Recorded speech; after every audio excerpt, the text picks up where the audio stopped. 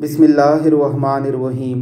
کہتے ہیں کہ مشرکین عرب کے سامنے جب کلام مقدس کو پیش کیا جاتا تو ان کے سر جھک جاتے تھے اور وہ یہ کہنے پر مجبور ہو جاتے تھے کہ یہ انسان کا کلام ہو ہی نہیں سکتا، یہ تو رب کا کلام ہے۔ یہی وجہ ہے کہ قرآن مقدس بار بار ان کو یہ چیلنج دیتا رہا کہ اگر تمہیں کوئی شک ہے تو تم اس کلام جیسی ایک آیت بنا کر لے آؤ، لیکن یہ چیلنج آج تک برقرار ہے اور کوئی ایک آیت بھی پیش نہیں کر سکا۔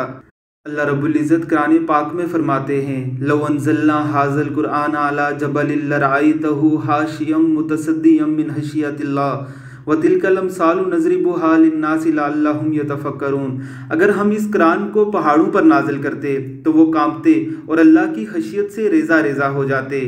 یہ مثالیں انسانوں کے لیے ہیں تاکہ وہ فکر کریں، لیکن افسوس کہ انسان اللہ رب العزت کے اس کلام کی اہمیت کو سمجھ ہی نہ پایا، اور انسان تو رہے ایک طرف، خود مسلمان بھی اس کلام مقدس کو صرف مردے بخشوانے کے لیے پڑھتا ہے۔ یہ کتاب حیات تو مکمل ضابطۂ حیات تھی۔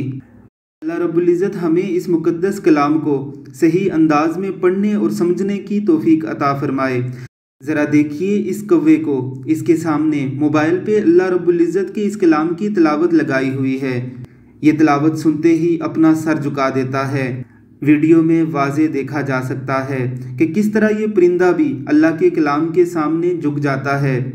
اللہ رب العزت ہمیں بھی اپنے کلام کے سامنے ایسے ہی جھکنے کی توفیق عطا فرمائے۔ وَلِمَنْ خَافَ مَقَامَ رَبِّهِ جَنَّتَانِ۔